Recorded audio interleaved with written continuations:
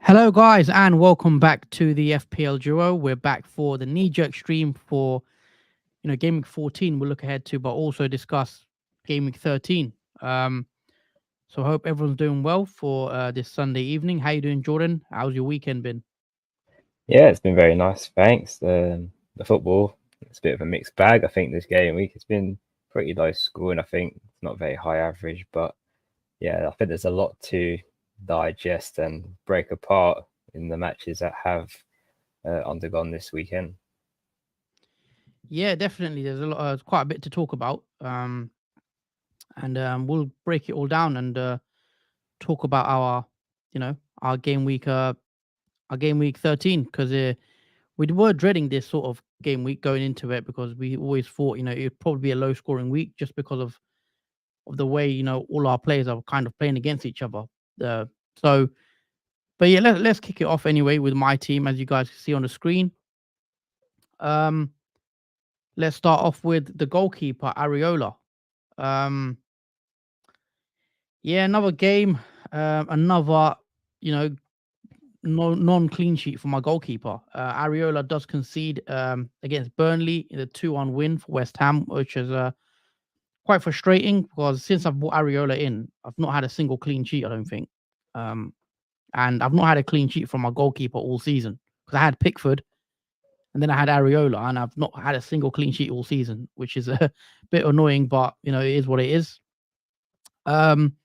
Moving into that back three, Gabriel does get a clean sheet, however, which is nice, against Brentford in the 1-0 win. Thought Arsenal were quite fortunate to keep a clean sheet. I thought Brentford could have scored. I maybe should have scored. So yeah, but we'll take it. Gabriel comes away with the 6 points, which is nice. Again, the only clean sheet in my defense. Matty Cash, very, very frustrating. We know he was flagged, so there's a slight worry, would he start? But luckily for us, Matty Cash owners, he did start, and he was actually playing in right mid. He didn't even play in defense. So when I saw the lineup, I was very excited that he's playing further forward. However, it didn't quite work out with Matty Cash on that right-hand side. Emery decided to sub him at half time, and he comes away with a 0-pointer after his yellow card. So first off, he was booked, and yeah, I didn't think Emery wanted him to take that chance in case he does get a red card, because obviously he was doing a couple of fouls as well, and he could have easily got a red, and I think Emery just wanted to take him off in case. So yeah, it ends up with 0 point now, and that's Matty Cash is one that I'm looking actually selling, because he's become quite frustrating as an owner, I think. Next up, we've got Livramento. I did start Livramento ahead of Tsimikas. At the end, it didn't really matter because they both got 2 points each.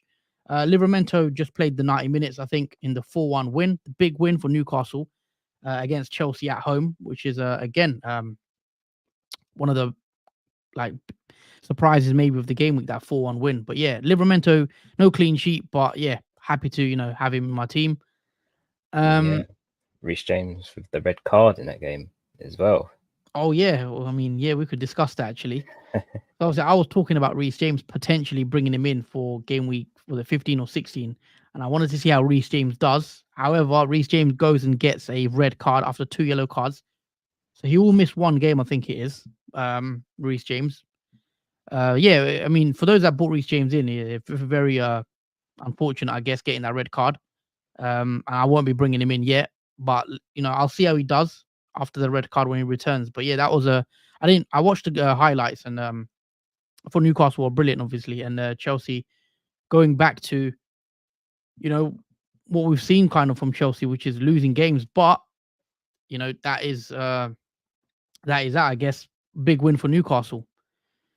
Moving along into that midfield 5, there's not really much to shout about here. Diaby, very, very annoying, very frustrating as the Diaby owner. He comes off at half time as well, which I didn't understand that sub.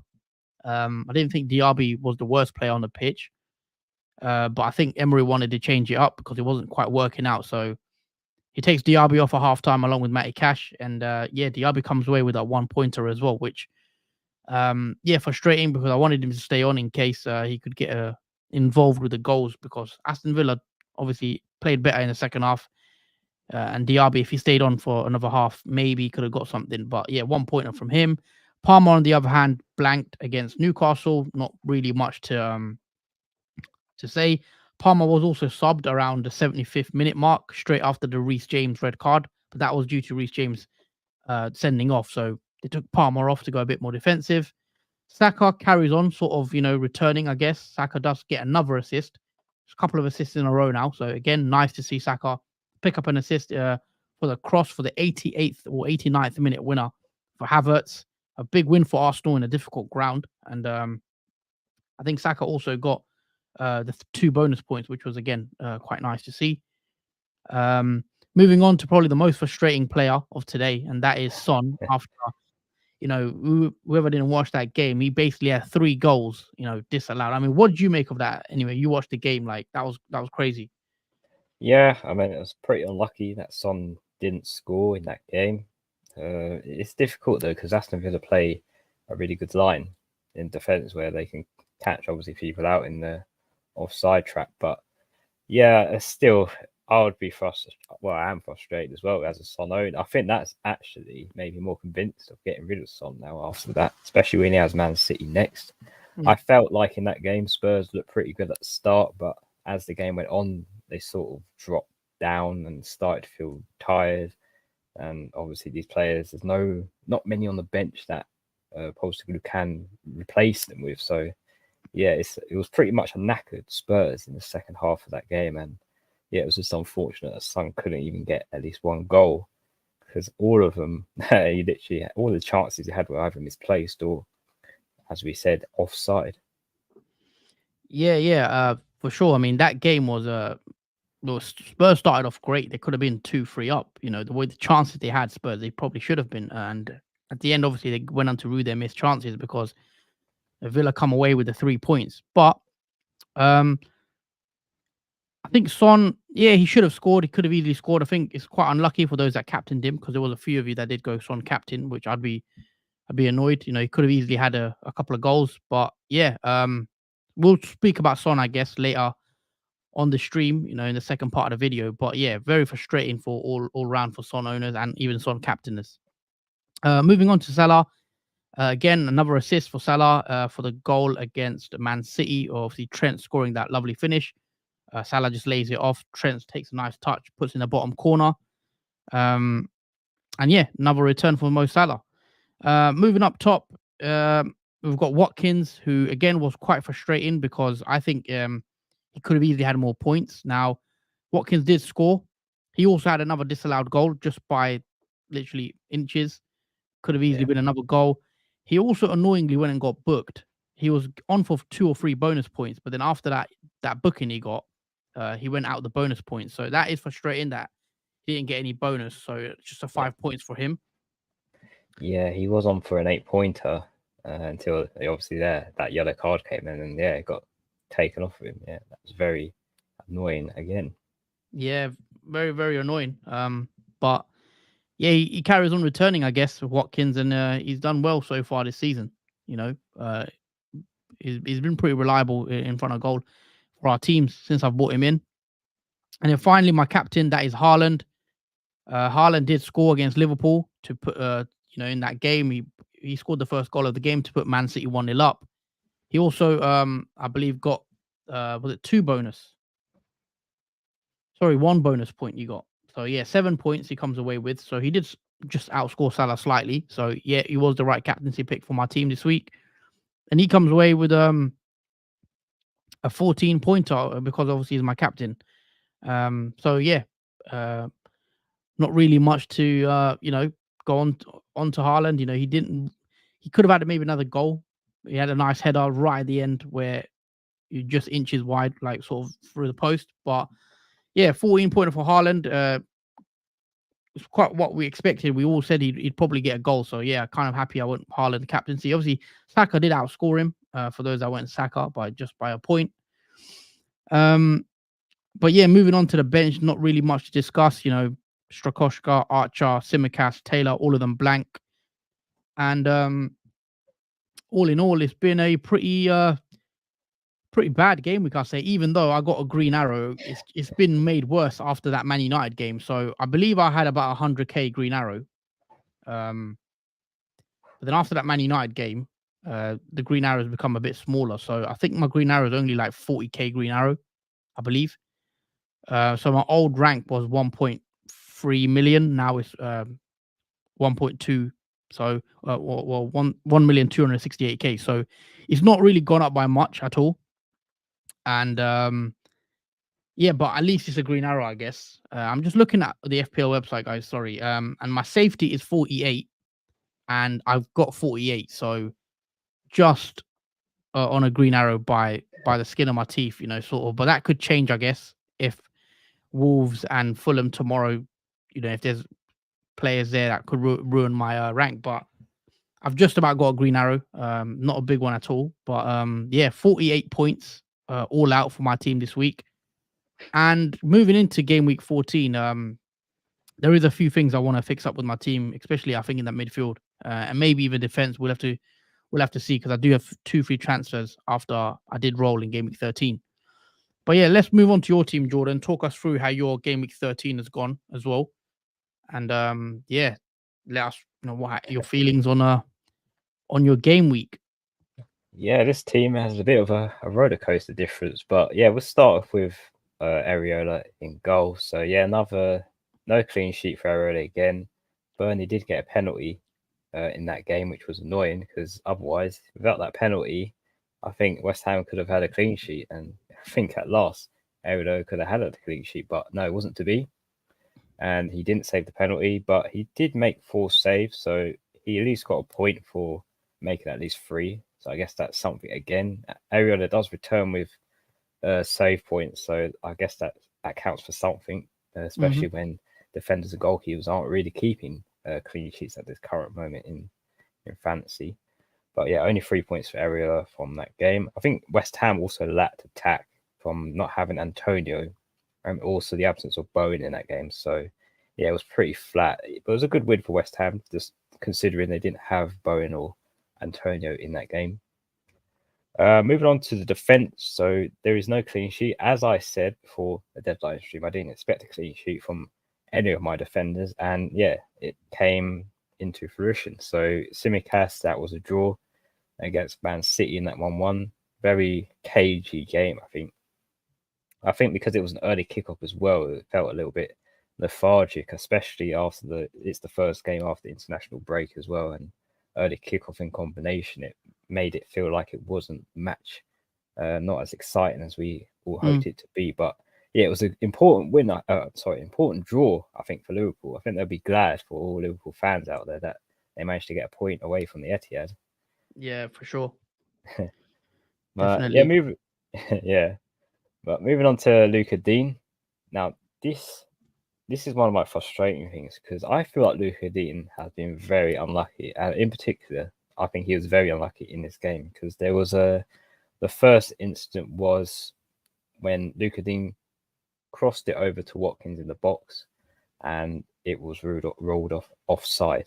It was very close, I would say. It's not too far off offside, but yeah, it was ruled offside. If it was onside, though, Luca Dean would have had an assist, and obviously Watkins could have had another goal in that game. But unfortunately, it wasn't to be, and it was ruled off offside, followed by a free kick that Luca Dean took, which was also saved by the Spurs keeper. So Luca Dean could have had a potential nice double haul in that game. But yeah, only 2 points for Luca Dean, no clean sheet for him. So yeah, it's a bit disappointed from that.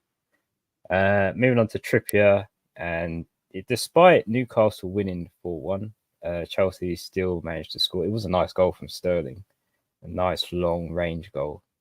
So yeah, it wiped the clean sheet for Trippier, despite obviously Newcastle winning 4-1. But I knew Newcastle would win, but I wasn't sure if they could keep a clean sheet or not, even though it's a home fixture. But yeah, only 1 point for Trippier. I think he did get he got a yellow card in that game, so he had a point taken off from that. So that only leaves him with 1 point for this game week. And now moving on to the midfield, where the midfield is kind of fell apart this week. We'll start off with Son. He comes off with 2 points We have spoken about him. 3 offside goals for him, so he could have potentially had a hat trick if he managed to stay on side for those 3 chances he did have in that game. I was quite surprised though. Other chances he had in that game was also, they were so close, but it wasn't to be. I do think without Maddison in that team, Son just has lost that connection. I think there's no one. I was going to ask you, where do you stand on Son? Like, how close is he from going out of your team, you reckon? Or are you willing to give him another game or two? Because he is City up next. Yeah, I think that's it for Son. I think for me, it was in my plans already to take out Son, but I wanted to give him one more game week to see what he could do. But even that hasn't impressed me. I mean, he had the chances, to score. I won't pass that around because he has the determination to score always in matches. But yeah, I'm still not convinced with the injury list that that Spurs have now, especially Bentancur out again. He just literally returned, and the foul by Matty Cash that sent him back off the starting 11 now, and that's also going to affect Spurs because Bentancur is pretty good in the starting 11 when obviously he plays. But now that he's out, it's leaving very concerns for Spurs assets, and with Man City next, I don't really see much from Son as well. So yeah, he'll be on the chopping blocks, I think, for game week 14 for me. But yeah, nothing to really say about him in that 2-1 loss against Aston Villa. I thought they played well in the first half, but it sort of dropped down a few years in the second half, which only left Son with 2 points. Moving on to the next player. Obviously, Andreas plays tomorrow in the Monday night football fixture against Wolves. So we have to wait and see how he obviously does in that game. So we'll move on to my other midfielder, which is Saka. And yeah, he got an 8-pointer. I wasn't really impressed with Saka again, but I won't complain that he is getting the point still.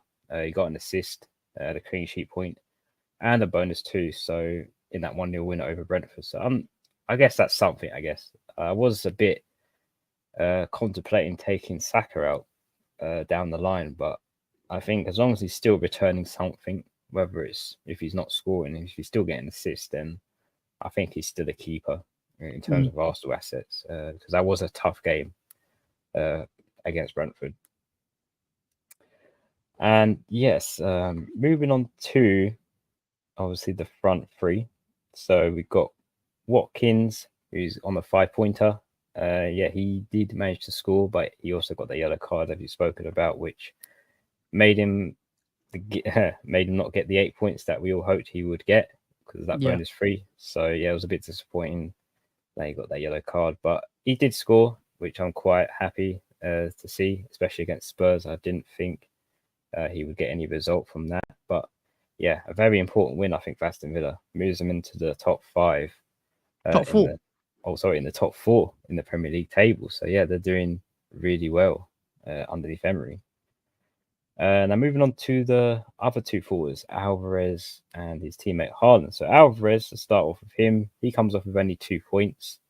He had 1 or 2 chances in that game, but yeah, it wasn't to be. I think he had a lot of misplaced shots in that game, and yeah, he did play the 90 minutes though, which I was quite happy about, and obviously I was quite fortunate that he did play at all in that game due to the injury just before that game, which allowed obviously Alvarez to play in front of the injured player. So yeah, only a 2 points for Alvarez, but I'll take it for this week. And we move on to the captain, obviously for this week, which is Haaland, and he got his 14-pointer with the captaincy over him. Bonus 1 point, scored the goal for Man City, and yeah, 14 points, and he was pretty much the best captain pick I could go for in my starting 11, other than obviously Saka, who got equally more points than Haaland would have had. But yeah, that is pretty much the starting, obviously, 11. I will just mention, obviously, on the bench, because Leno plays tomorrow in the Monday night fixture alongside Andreas. So we have to wait and see how he does, but it doesn't really matter because I haven't played him anyway. Obviously, Bowen, because he didn't start in my team, he does get subbed off, and hence why Branthwaite has come on in step of him. So Branthwaite comes away with 1 point in that Man United game, where Everton lost 3-0. There's a lot to talk about, I think, for that game. But yeah, only 1 point for Brantwaite. And obviously the rest of the team, Taylor with 1 point, and Matoma didn't play due to injury, so he's on 0 points. And yeah, that is pretty much my game week 13 so far. It's still ongoing for me until obviously tomorrow, because I still have Andreas to play against Wolves at home, and he's my only hope of. How many points are you away from a safety? Like, how many do you need to get a green arrow? Like, I can just quickly check, but yeah, I am literally resting on Andreas to get me a green arrow, but my safety is 50, so it's going to be a real push to actually get a double-digit haul from Andreas, basically. Pretty much, yeah. To save my game week from a red arrow, I need Andreas to outperform really well. But I was expecting a red arrow. I did mention this game week it was going to be very fortunate that I'll get a green, but I'm thankful it's not much of a red arrow, because I was on 69k, but I have dropped down to 116k. But with one player to play, that could all change. Hopefully it does. But overall, that's how Game Week 13 has gone for me so far. Okay, so yeah, fairly low scoring week from both of us. But yeah, we'll take a few of your comments, and then we'll also discuss Game Week 14 and how we're lining up for that game week, because I'm kind of over this game week already. Mr. Blanky, my game week's horrible. Yeah, I think a lot of ours game weeks are. Yemek says, you man didn't agree with me about Man United defenders. Fix up. Yeah, look, Man United, another clean sheet. I mean, we could speak about that game, because I don't know how Man United kept a clean sheet, personally. I thought they were very, very, very lucky to get a clean sheet out of that game. I thought Everton could have easily scored 2, 3. But yeah, I mean, another clean sheet though for Man United. That's like 3 in a row, I think. That's unbelievable. I have no words, honestly, on how they do it. Man United. I'm happy they got the 3 points, but I'm not happy how they managed to get it, if that makes sense. Yeah, I mean, fair play for the Maguire owners, because obviously Maguire has done really well, for his price, for 4.2 million he was at one point, and to get those clean sheets. Even Onana, getting clean sheets for those that have him. Hi lads, I missed the deadline stream, says Roman. I got 55 points this week with Gordon coming off the bench for Bowen. Very lucky, but with how fast the fixtures are coming in December, I like 1 or 2 bench players. Yeah, I mean, well done for Gordon, having him coming in. Yeah, it could be seen as lucky, but then again, you have a strong bench, so that's what is there for. And yeah, Gordon obviously coming away with that 13-pointer as well in the win for Newcastle after his goal and assist. So yeah, Gordon, another big player for this week with his big haul. There wasn't many players that scored high, but yeah, Gordon's one to watch. I think if he's going to be coming into our teams, it's going to be interesting to see, because I have considered Gordon in the past. Obviously, I went different, but I do think Gordon's a good pick. Solanke punt didn't work out as well, says Roman. I'm willing to hold though, as they're not really any other striker I want to pair up with Haaland and Watkins as well. Yeah, I do agree with this, especially that second part of the comment, Roman. I don't think there is not really another striker to pair up with Haaland and Watkins. Hence why next week I'm only going with 2 strikers. I feel like there's not really a one that stands out for me as a third that can run alongside Haaland and Watkins. I mean, there was Alvarez, but I see him getting more rested now that there's going to be a massive turnaround in games, 3 to 4 days turnaround in the next 3 game weeks. So I don't expect Alvarez to play many minutes. So that does only leave really Watkins and Haaland as the 2 main strikers to go for, and then fielding a midfield 5. I think that's probably going to be the most popular formation that we're mostly going to go with if we have 3 forwards currently. Neil says 27 points with Huang Chan to go. Reece James in equals nightmare. Yeah, that Reece James minus 3-pointer for him. Very very unfortunate for those of you that bought Reece James in for that, because obviously goes and gets a red card. He's going to miss that next game as well. So yeah, sorry to hear that, Neil. But yeah, 27 points. It has been a a low scoring week in general, I guess, unless you had an Arsenal defender really, or Saka, I mean, you know, it or Gordon. could, yeah, it could be much worse. I mean, Reece James could be injured, so in a sense, at least you still got Reece James when he comes back from suspension. Mm. We're going to move on to game week 14, I think, and discuss what we're doing with our teams, because I do want to get your thoughts on your team for that week, because I mean, I've got 2 free transfers, so actually I'll put my team on the screen first. I'm just going to change. I'm trying to zoom in so you guys can see the team a bit better on the screen.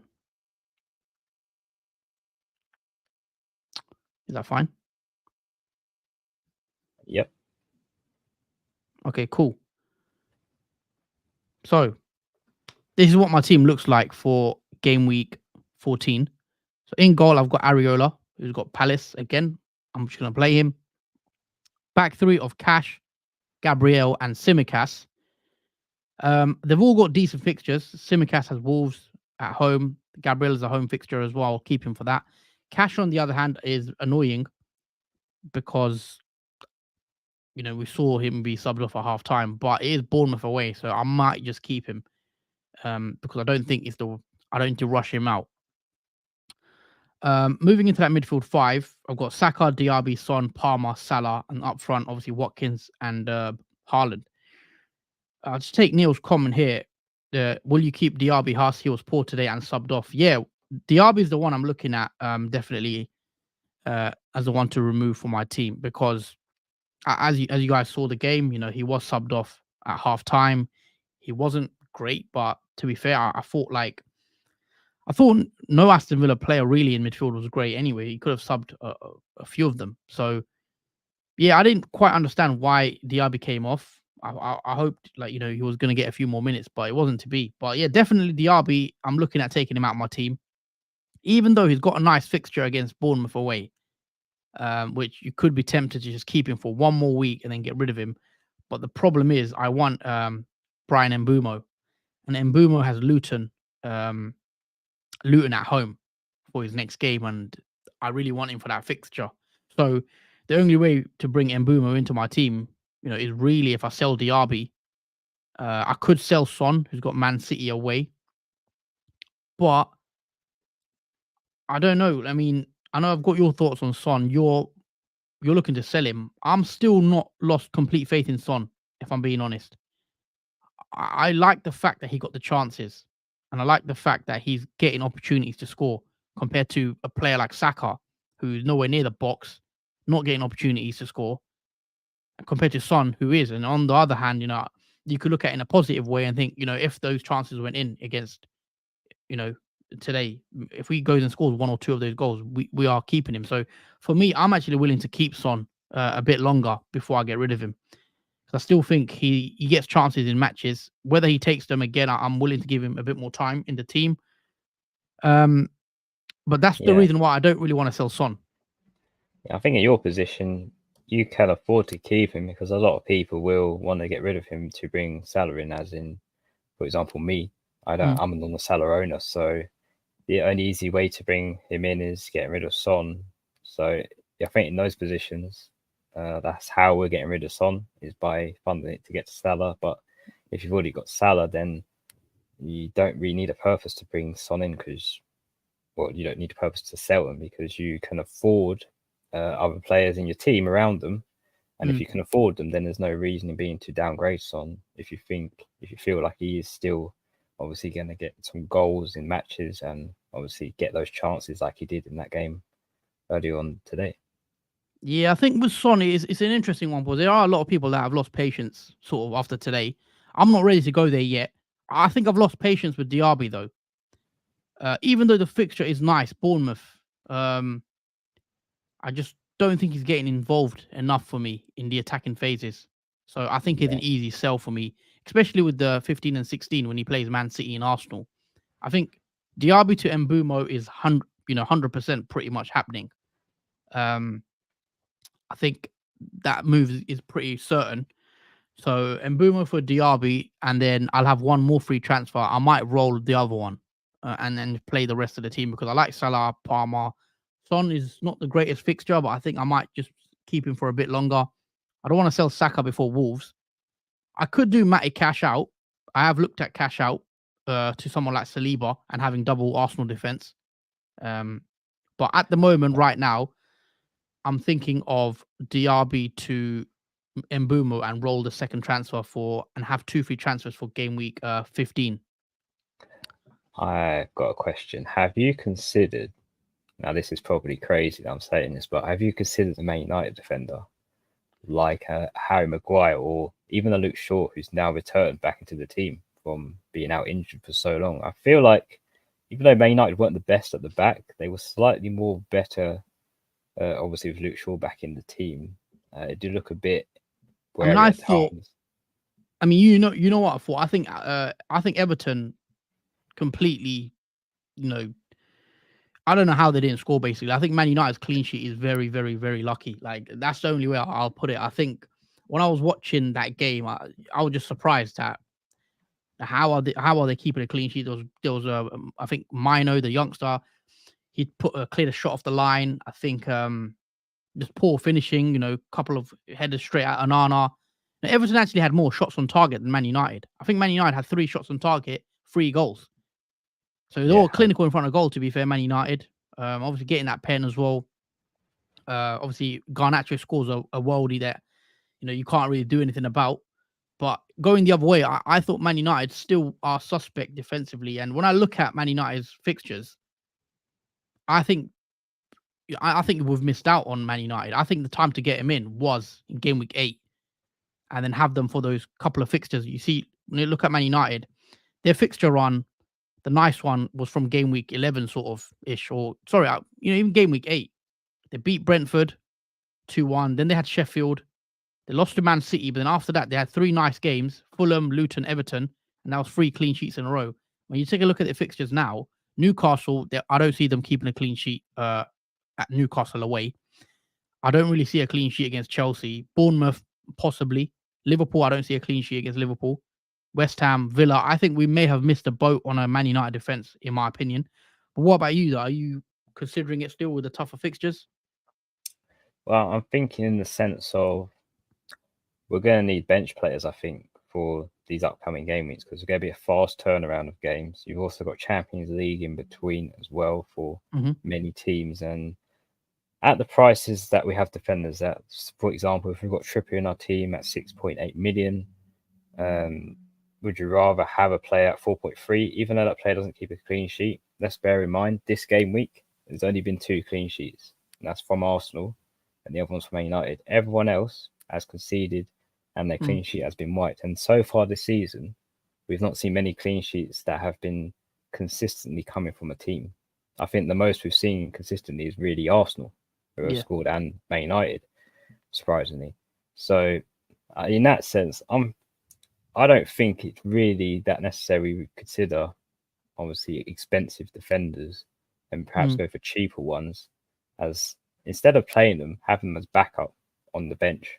If you don't, as long as you don't think you're getting the clean sheet from them, you can obviously swap them out for players that will maybe get a clean sheet. So I feel like it's a rotation player like a Man United defender that potentially you go for a cheaper value for money. Yeah, that's fair enough. It's just when I look at the next 6, right, I probably see 1 clean sheet against Bournemouth. So when are you going to play? Let's say you have a Harry Maguire or a Luke Shaw, you might play them against Bournemouth. But outside of that, I don't see much in that sense. And the defender I'm looking at actually is a double up of Arsenal. I'm looking at a Saliba Gabriel double up, if I'm being honest. I look at their fixtures. Wolves, Luton next. I can see 2 clean sheets possibly for Arsenal. After that, it's Villa, Brighton, Liverpool. So it gets a bit tougher. But then from game week 19 to 22, it's decent. A couple of green fixtures. And Arsenal, statistically, are now the best defense in the league. They've conceded the fewest amount of goals. Saliba's 90 minutes. He's nailed. He's going to play every match. Yes, there's not that ceiling with him in terms of goals and assists. So if you want to be a bit more riskier and go for a punt, maybe Zinchenko. I think Arsenal double defense is tempting me still. there are other defenders, obviously, like Lascelles, who's done really well. He got that goal on the weekend. Very annoyingly, didn't pick Lascelles. I bought Livramento in instead of Lascelles. Obviously, should have went Lascelles. Whoever's had Lascelles since game week 7 has, sort of played a blinder. Because Lascelles coming at 3.9 million when people bought him in. He was very cheap value for money, and obviously getting a 7-pointer against Chelsea, and also the fact that he got some decent fixtures coming up now, and Botman still doesn't seem like he's back anytime soon. So, is it too late to jump on the Lascelles train, you reckon, or is that, or would you not go there? Because what's the deal with Botman? Well, yeah, Botman is still going to be out long term. So as long as Botman's still out for a couple of weeks, then Lascelles is pretty much good value for money.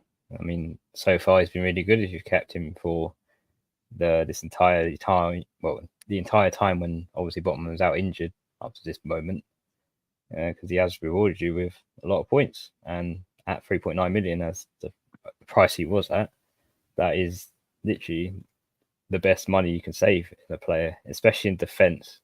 I don't know about defenders this season. They've not really impressed me whatsoever since Estupiñán went out injured, and obviously Trippier losing out on a bit of form due to the fixture rotation.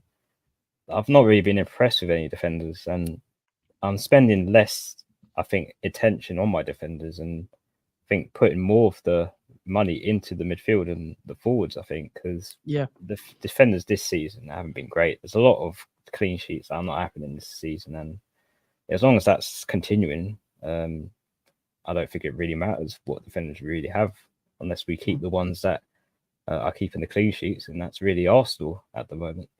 Yeah, Arsenal does seem like the team that's most likely to keep it solid at the back.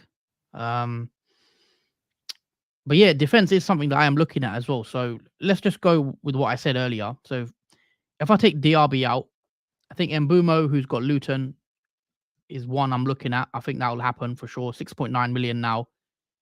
His fixture run looks nice, and he's going to come in, I think.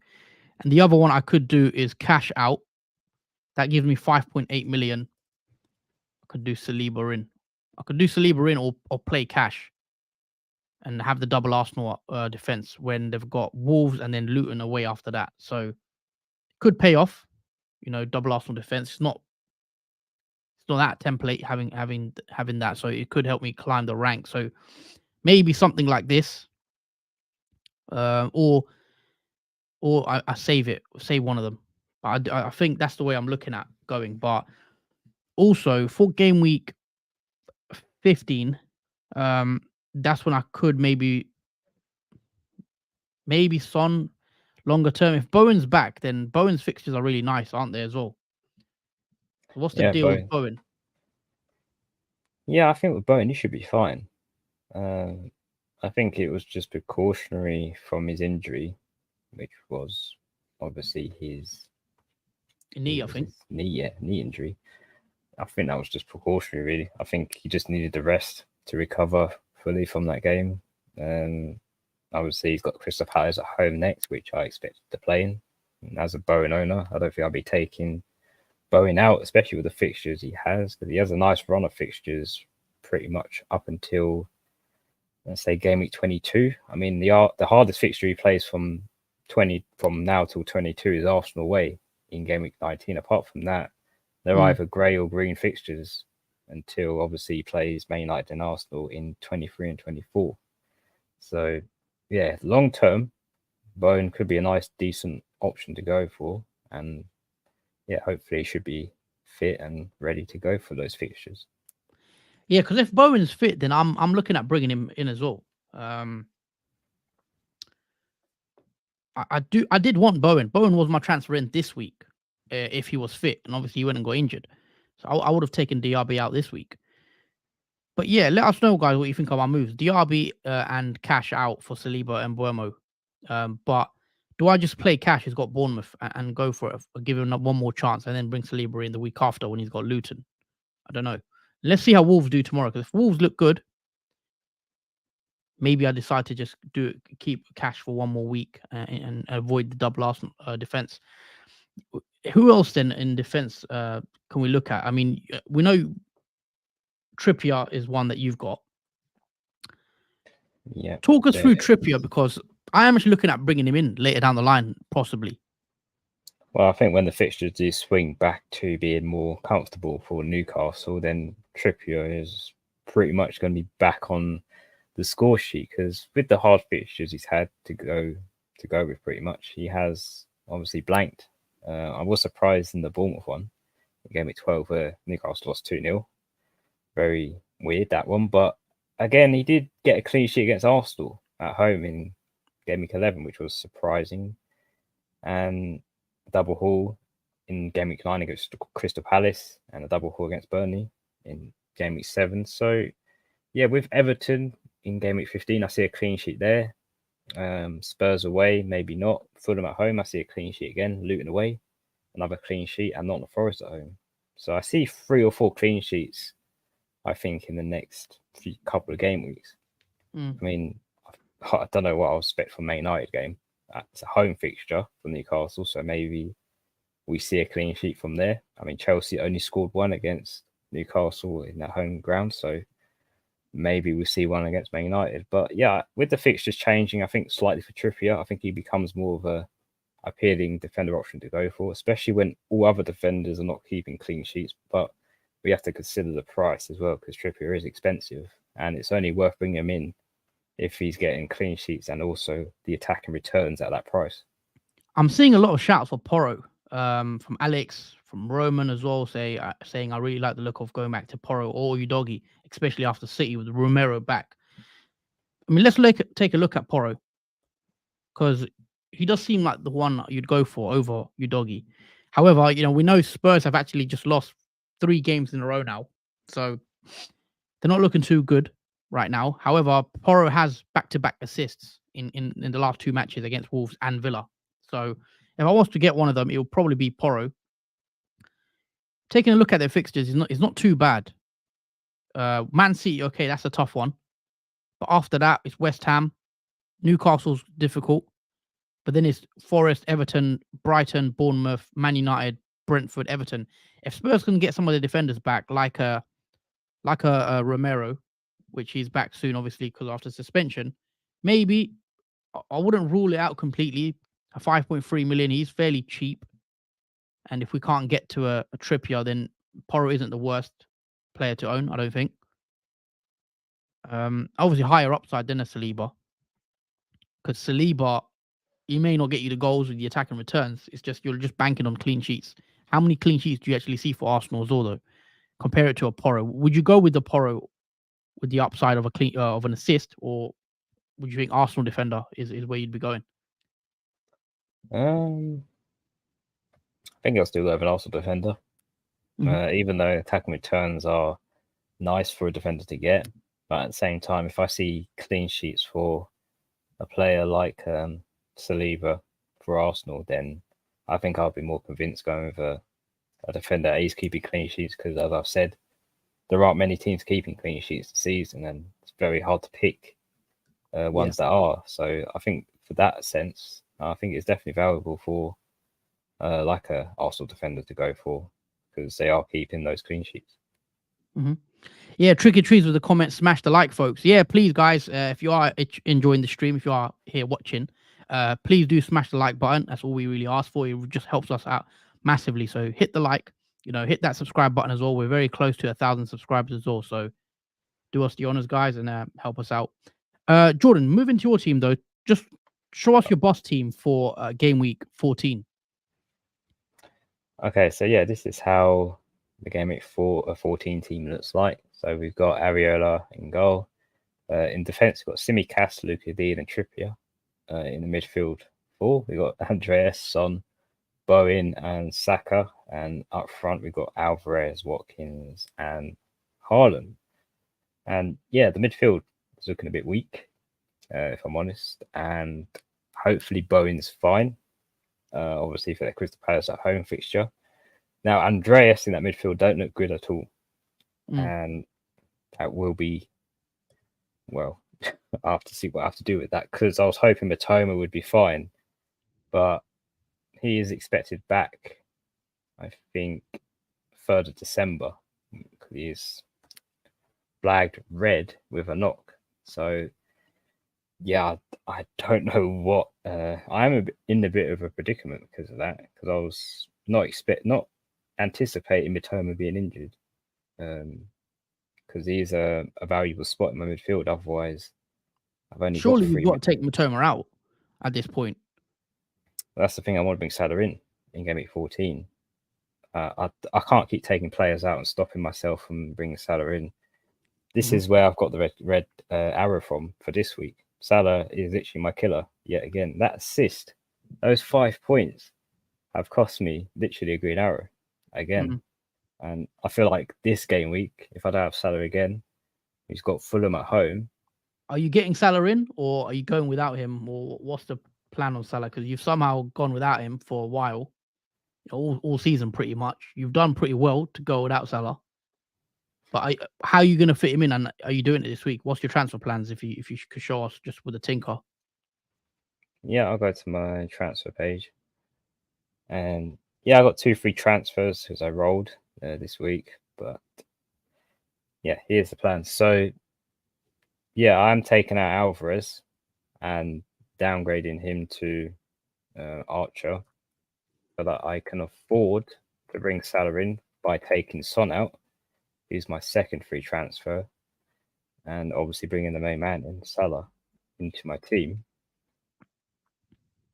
So those are the planned moves, and that is not going to change no matter what happens. If I get another flag or someone gets injured, I'm just going to have to take the...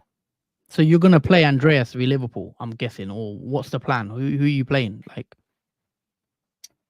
Well, if I... And Bowen might not be back. We don't know yet still. You could have 3 midfielders. Yeah, that's worst case scenario. I could have 3 midfielders. And you might have to be forced into playing Archer. I don't know who Archer has. Archer has... Well, he has Burnley away, which is actually a decent fixture in that sense for Sheffield. So I could play Archer, actually. Could you not just get rid of Mitoma, though? Because red flag, he's definitely going to miss out. You know, it looks like he's going to miss game week 14. I mean, I could, but then I can't bring Salah in. What if you... I mean, yeah, I guess so. I mean, you're on a bit of a pickle, actually. I just realised. Yeah. I mean, you could try downgrade Bowen. What if you take Bowen out? You can't get to Bowen, can you? Again, I don't expect Bowen to be out long term.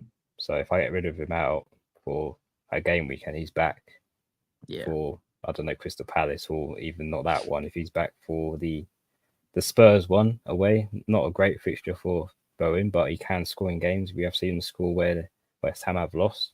I still would want to get rid of Bowen with the fixtures he has upcoming. I mean, if I did take out Matoma as well out, on top of that for -4, I have 7.1 million left. So, I mean, I could afford to get... Can I afford Mbeumo at that price? Yes, you could. Just about, yeah. So, I mean, I could take a -4 to bring in Archer, Salah, and Mbeumo if that's if I have to. If I find out Bowen's not going to start, or obviously Matoma's not going to be back anyway by then yeah, I might have to take a -4. You may have to take a -4, possibly. Because I don't know what else I could do really with the 2 free transfers. I mean, I need to bring Salah in. Otherwise, I think my red arrows is going to go down and down from this moment on, which I think this is the time to bring Salah in now. I think I've held out. I think you're a bit late on that one, mate. Yeah, I mean, I regret taking him out because I did have Salah, and then I took him out the following game week. I brought Son back in. Yeah, so that's my biggest mistake, I think, this season I've made. But because you were adamant though without Salah, because you just thought the price he was at the time. Yeah, I mean, I don't know what it was. Was it the price or fitting him in? Because he's quite expensive, but he's pretty much returned in every game. Yeah, it was fitting him in. That was the only issue. It was if I could fit in Salah at the time, then I would. But because of having, like we said, having Son, Trippier, expensive forward like Watkins or Alvarez, then it's impossible to fit Salah in. What about Trippier out? Have you considered moving him on? No, not this. I think it's too late now. The boat sailed for that because these fixtures swing. So you want to keep Trippier long term? Yeah, at least until Gameweek 20, just before he has Liverpool and Man City in 20 and 21. So yeah, I might as well hold on to Trippier now. I think you if I could take do him that out for free. I think if you took Trippier out, you could do it without a -4. I think.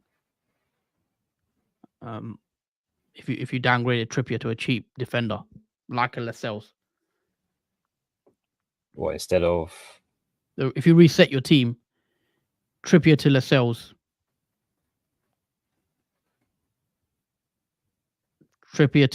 and then go to like and then Mitoma up to Salah. You could do it that way as well. I think. What's the money? What depends on what money you have. Minus 2.2. Oh, you can't do it. You can't do it. Son is. You'll have to take another. You'll have to take another -4, basically. Yeah, maybe an Alvarez. It'll be pretty much the same thing.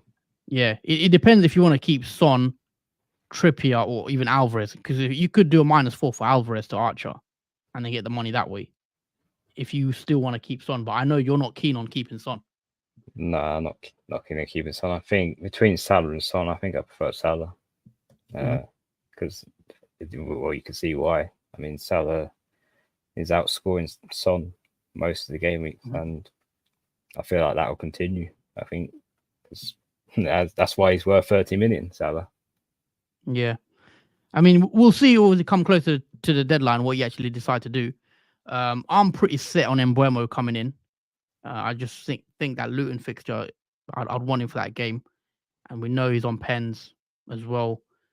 So that does just, I think that's an obvious move for me to take DRB out. The only one is, do you reckon I should do cash to Saliba this week, or wait and roll it again and the second transfer? I'll probably roll it again with the second transfer. I think we're going to need a lot of transfers after this game week, because there's going to be a fast turnaround of fixtures. There's midweek games, Champions League, and after the international break of what damage it's done, especially to my team, I wish I had 2 free transfers, because it has left me in a pickle. So I do expect a lot more injuries to come. You've got 2 free transfers, but yeah, it's still not enough. Yeah, you need a -4, possibly. Yeah, a -4 to make the team look a bit more suitable in the starting 11. But it's unfortunate, I suppose, with Matoma and Bowen. Yeah, we'll take a few comments now. We'll answer some of your questions. So, Tricky Trees, for the next month, would you prefer Son and Palmer, Gordon in a 3-5-2, or Saka Alvarez in a 3-4-3? I think I'd go Son and Palmer or Gordon, personally. Yeah, that's what I'd go for. It's the popular formation, I think, going into next game week. 3-5-2, 5 in the midfield, 2 up front. I think that is going to be the way to go, because Alvarez, I don't see him playing as many minutes. I mean, he was lucky to play against Liverpool if it weren't for the injury. So yeah, Grealish was ill apparently. Oh, ill. Yeah, so maybe Grealish would have played instead of Doku. I don't know really, but yeah, there is a lot of games obviously coming in that Christmas period, so Alvarez could miss out on one of those games.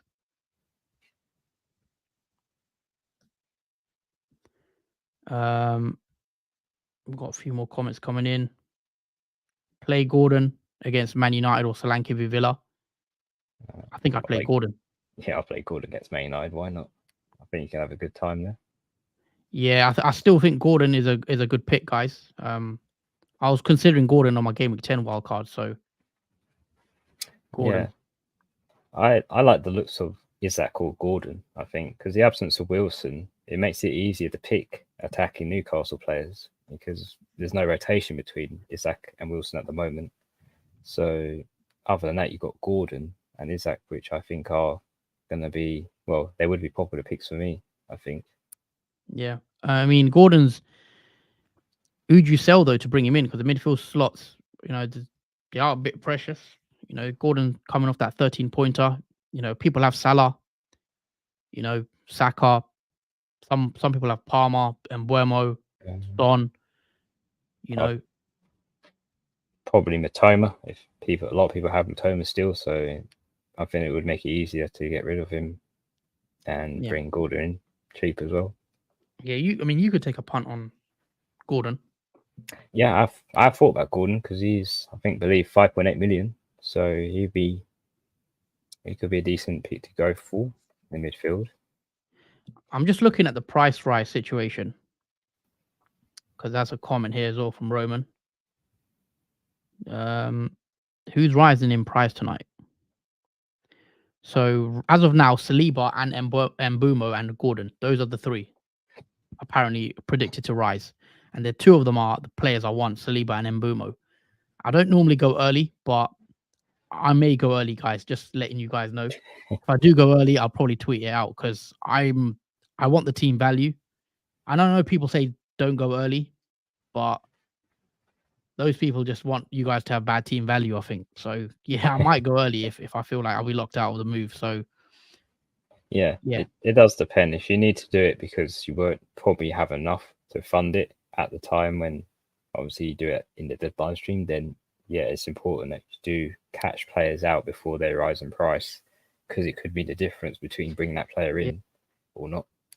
Obviously, the only issue is there is Champions League and midweek games, isn't there? So if there's an injury to, I don't know, Saliba or whatnot, hopefully not, but that's always a possibility. Yeah, there's always that risk too.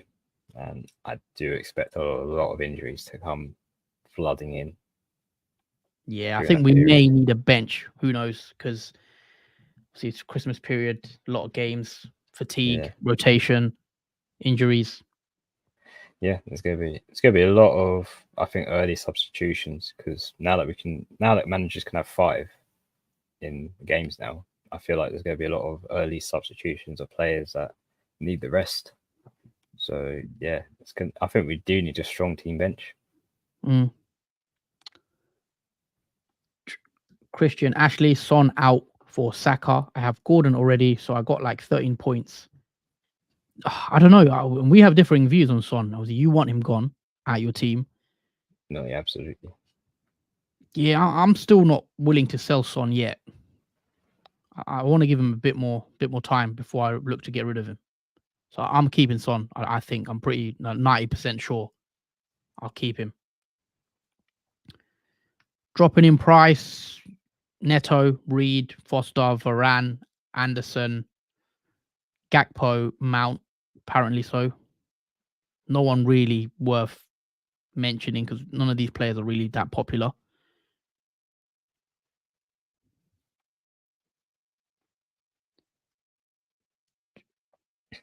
We've got Calvin as well in the chat. It says, all right, lads. All right, Calvin. All right, Hope you're well. I'm seeing we missed a few questions, I think, as well, because there's a few been coming in. But yeah, guys, if you're still in the stream watching, hit that like button, guys, and also make sure you hit that subscribe button and share the video as well on your socials if you can.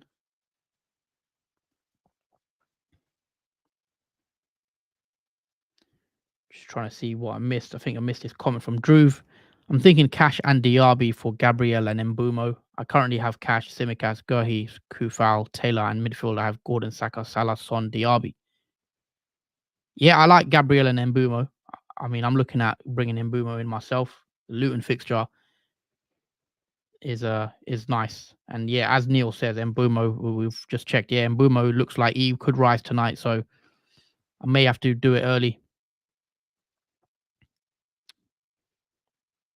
May have to go early. Yeah. What would you do with this question though, Joachim Anderson?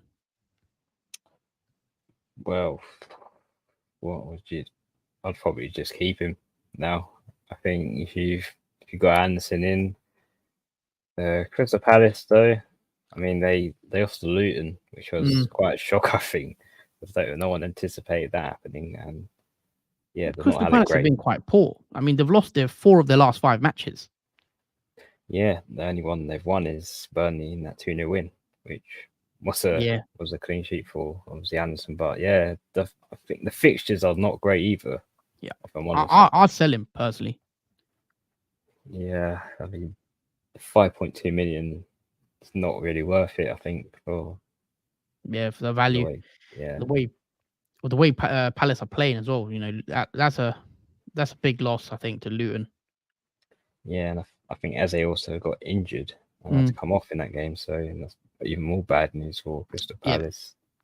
And their fixtures are terrible, really. You know, West Ham, Bournemouth, Liverpool, City, Brighton, Chelsea, Brentford, Arsenal. Yeah, I think an easy sell, maybe to an Arsenal defender,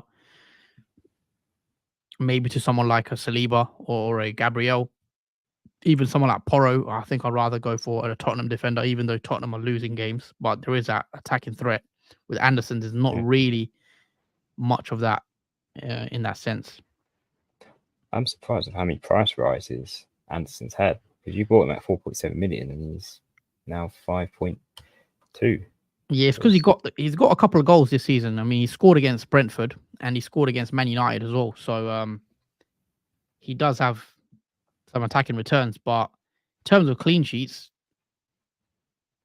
they don't have many. I mean, first game of the season they kept a clean sheet. I think kept on against Fulham as well, game week 6. Because there was that point, wasn't it, when a lot of people bought him in because he had that fixture, that nice one. I think it was against Burnley in game week 11. Yeah. And instead of bringing in Gurhey, a lot of people done Anderson. Obviously, Gurhey was a cheaper one to go for, but yeah, I'd be getting rid, guys. I think Anderson was very short term, and same as Gurhey. I think they were short term moves.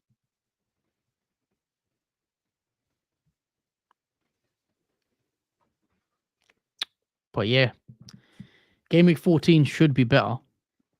Hopefully. Yeah, should be better. I mean, game week 13 wasn't too bad.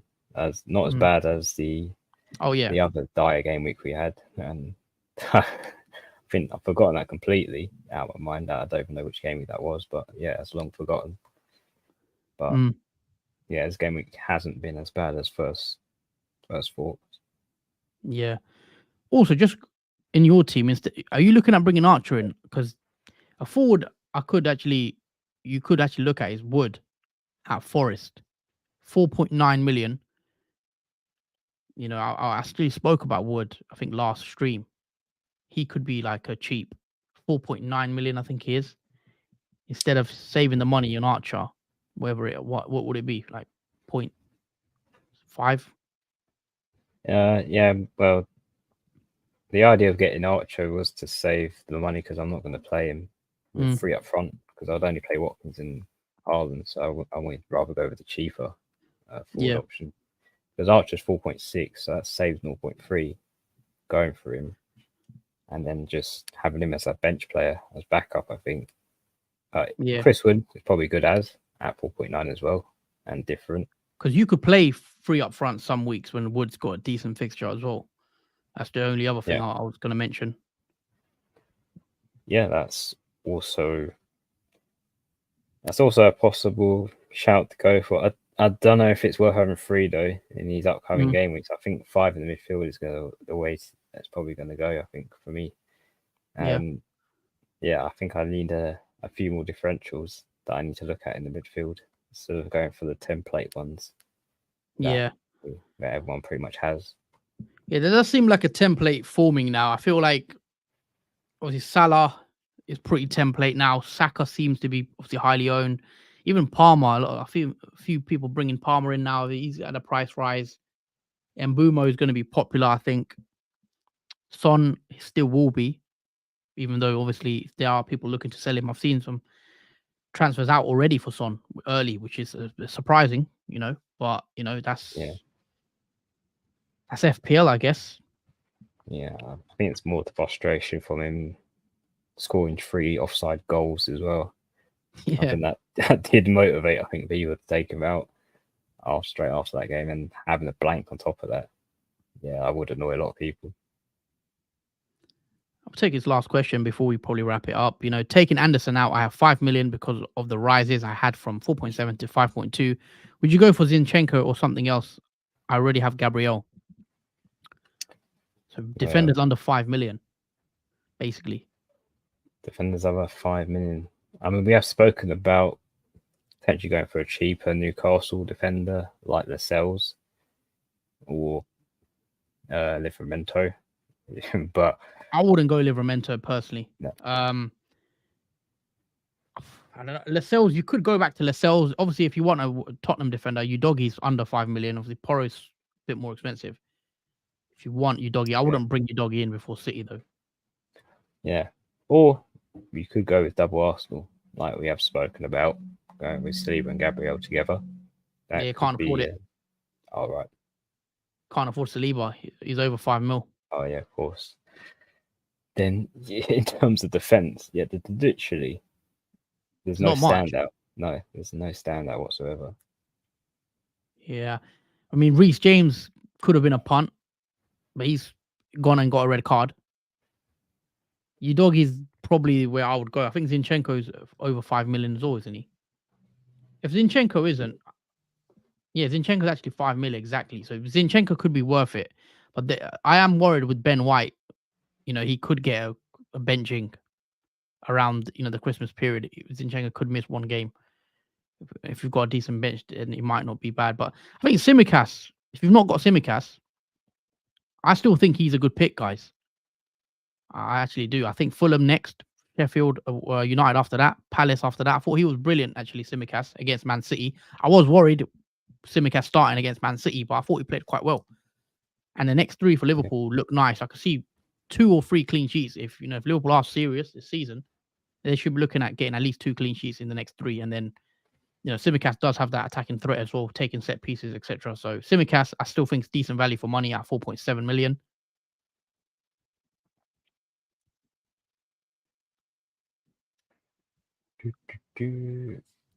Yeah, I have a lot to think about. I think for my team, I think I'm definitely gonna keep an eye on Bowen to see if he's fit or not. But I'm hopeful he's going to be fit. But we have to wait and see in the press conference near the time for Gameweek 14. Yeah, we'll have to just wait and see with the press conferences, I guess. I mean, he didn't seem to be serious, so he should be fine. But who knows? He wasn't even on the bench, so could be more serious than first thought. Yeah, I think Moyles will definitely. I think it's not serious, and Moyles didn't want to take a risk with Bowen because with Antonio out as well, there's only that reliance on Bowen up front that West Ham have, and they don't really want him out long term. So maybe a precautionary drop from the squad, maybe an option that Moyles took for him. Yeah, possibly. Nishan with a comment as well. Thoughts on Nkunku returning? Yeah, look, I think he's going to be a big improvement for Chelsea's team. I think he's a great player. We'll have to see how he does. Obviously, he's been out for a while, and where he plays, how it impacts the team. But yeah, I think no point rushing players like him in. You'll have to see. You give him a couple of games, see how he does.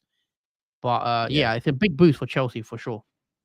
Yeah, I think that's a lesson learned from bringing Nicholas Jackson in straight away, because we didn't know really how you would get on in the Premier League. And so far, I mean, he has scored in the Premier League so far, but it hasn't been convincing in some of the games where he's had chances. So I think it's the same with Nkunku. I think I'm going to give it myself a few games to see how he gets on in the Premier League and see whether he's comfortable at scoring goals for Chelsea. Yeah, definitely. But I think that's it. I think that's a wrap for today. Just over an hour. I want to thank everyone for tuning in. If you guys have enjoyed the content, please do smash the like button. If you are watching for the first time, please make sure you do subscribe to the channel as well. That is it from us for the KNEEJERK stream. We're back again on Tuesday evening for the transfer tips video. So make sure you do join us for that one. A lot of content to come over the Christmas period, a lot of streams. So make sure you are subscribed so you know when we go live. But yeah, I hope everyone had a good weekend as well. Hopefully you got a green arrow. But yeah, Jordan, anything else you want to add to that? Yeah, just thank you guys for watching throughout this KNEEJERK for obviously Gameweek 13. Hopefully you've had a nice weekend, and obviously you've still got players left like I have for Monday's night football, like Fulham and Wolves game. Then good luck as well. And just a quick comment from David. Yes, I do believe I see points coming from Andreas, and I thank you for your support on that, Devi, because I'm literally riding on Andreas to deliver for me. But yeah, thank you guys. That should be mad. Yeah, thank you guys, and take care. And we'll see you obviously Tuesday for the transfer tips video for game week 14.